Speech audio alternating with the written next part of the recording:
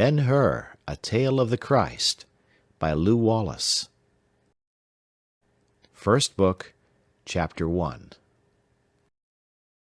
The Jebel es Zubleh is a mountain 50 miles and more in length, and so narrow that its tracery on the map gives it a likeness to a caterpillar crawling from the south to the north. Standing on its red and white cliffs, and looking off under the path of the rising sun, one sees only the desert of Arabia, where the east winds, so hateful to vine-growers of Jericho, have kept their playgrounds since the beginning. Its feet are well covered by sands tossed from the Euphrates, there to lie, for the mountain is a wall to the pasture lands of Moab and Ammon to the west, lands which else had been of the desert a part. The Arab has impressed his language upon everything south and east of Judea, so, in his tongue, the old Jebel is the parent of numberless wadis which, intersecting the Roman road, now a dim suggestion of what once it was, a dusty path for Syrian pilgrims to and from Mecca, run their furrows, deepening as they go, to pass the torrents of the rainy season into the Jordan, or their last receptacle, the Dead Sea. Out of one of these wadis, or more particularly, out of that one which rises at the extreme end of the Jebel, and extending east of north, becomes at length the bed of the Jabbok River. A traveller passed, going to the tablelands of the desert. To this person the attention of the reader is first besought. Judged by his appearance, he was quite 45 years old. His beard, once of the deepest black, flowing broadly over his breast, was streaked with white.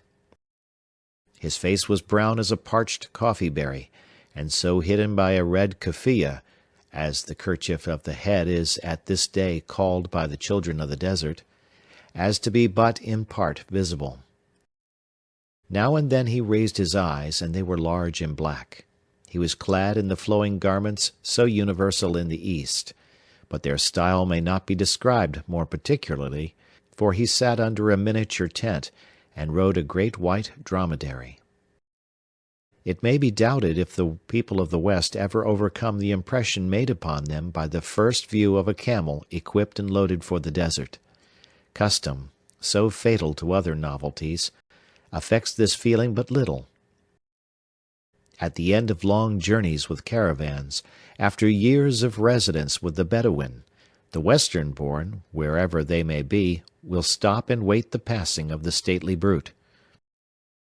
The charm is not in the figure, which not even love can make beautiful, nor in the movement, the noiseless stepping, or the broad careen.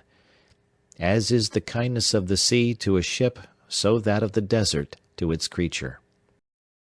It clothes him with all its mysteries, in such manner, too, that while we are looking at him we are thinking of them. Therein is the wonder. The animal which now came out of the wadi might well have claimed the customary homage. Its color and height, its breadth of foot, its bulk of body, not fat, but overlaid with muscle, its long, slender neck, of swan-like curvature, the head, wide between the eyes, and tapering to a muzzle which a lady's bracelet might have almost clasped, its motion, step long and elastic, tread sure and soundless, all certified its Syrian blood, old as the days of Cyrus, and absolutely priceless. There was the usual bridle, covering the forehead with scarlet fringe, and garnishing the throat with pendant brazen chains, each ending with a tinkling silver bell. But to the bridle there was neither rein for the rider, nor strap for a driver. The furniture perched on the back was an invention which with any other people than of the East would have made the inventor renowned. It consisted of 2 wooden boxes, scarce 4 feet in length, balanced so that one hung at each side. The inner space, softly lined and carpeted, was arranged to allow the master to sit or lie half reclined. Over it all was stretched a green awning. Broad back and breast straps and girths, secured with countless knots and ties, held the device in place. In such manner the ingenious sons of Cush had contrived to make comfortable the sunburnt ways of the wilderness, along which lay their duty as often as their pleasure. When the dromedary lifted itself out of the last break of the wadi, the traveller had passed the boundary of El Belka, the ancient Ammon. It was morning time. Before him was the sun, half curtained in fleecy mist. Before him also spread the desert, not the realm of drifting sands which was farther on, but the region where the herbage began to dwarf, where the surface is strewn with boulders of granite, and grey and brown stones, interspersed with languishing acacias and tufts of camel grass. The oak, bramble, and arbutus lay behind, as if they had come to a line, looked over into the well-less waste, and crouched with fear. And now there was an end of path or road. More than ever the camel seemed insensibly driven. It lengthened and quickened its pace. Its head pointed straight towards the horizon. Through the wide nostrils it drank the wind in great draughts. The litter swayed, and rose and fell like a boat in the waves. Dried leaves in occasional beds rustled underfoot. Sometimes a perfume like absinthe sweetened all the air. Lark and chat and rock swallows leaped to wing, and white partridges ran whistling and clucking out of the way. More rarely, a fox or a hyena quickened his gallop to study the intruders at a safe distance. Off to the right rose the hills of the Jebel, the pearl-grey veil resting upon them changing momentarily into a purple which the sun would make matchless a little later. Over their highest peaks a vulture sailed on broad wings into widening circles. But of all these things the tenant under the green tent saw nothing, or, at least, made no sign of recognition. His eyes were fixed and dreamy. The going of the man, like that of the animal, was as one being led. For 2 hours the dromedary swung forward, keeping the trot steadily and the line due east. In that time the traveller never changed his position, nor looked to the right or left. On the desert, distance is not measured by miles or leagues, but by the se'at, or hour, and the manzi, or halt. 3½ leagues fill the former, 15 or 25 the latter, but they are the rates for the common camel. A carrier of the genuine Syrian stock can make 3 leagues easily. At full speed he overtakes the ordinary winds. As one of the results of the rapid advance, the face of the landscape underwent a change. The Jebel stretched along the western horizon like a pale blue ribbon. A tell, or hummock of clay and cemented sand, arose here and there. Now and then basaltic stones lifted their round crowns, outposts of the mountain against the forces of the plain.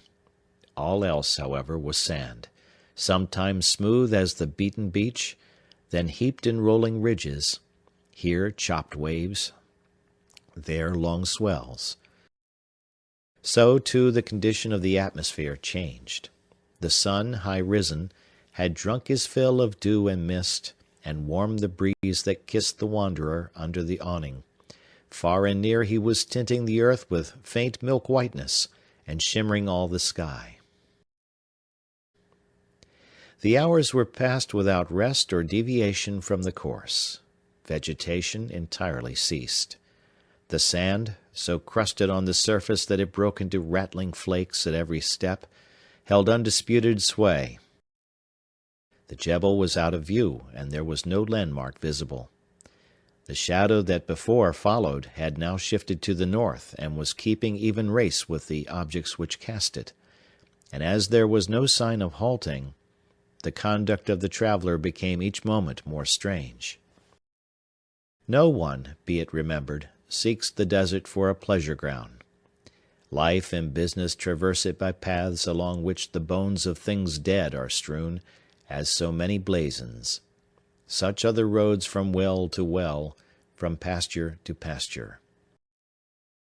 The heart of the most veteran sheikh beats quicker when he finds himself alone in the pathless tracks. So the man with whom we are dealing could not have been in search of pleasure, neither was his manner that of a fugitive. Not once did he look behind him. In such situations, fear and curiosity are the most common sensations. He was not moved by them. When men are lonely, they stoop to any companionship. The dog becomes a comrade, the horse a friend, and it is no shame to shower them with caresses and speeches of love.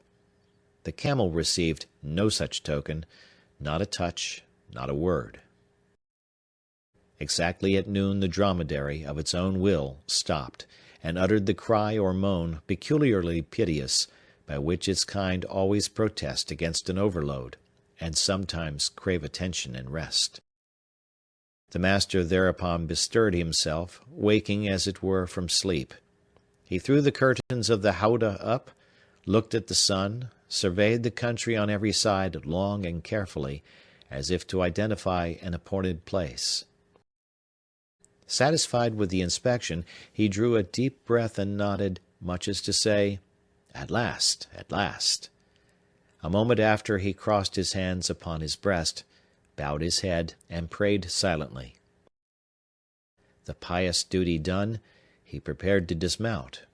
From his throat proceeded the sound heard doubtless by the favorite camels of Job, "Ich, ich," the signal to kneel. Slowly the animal obeyed, grunting the while.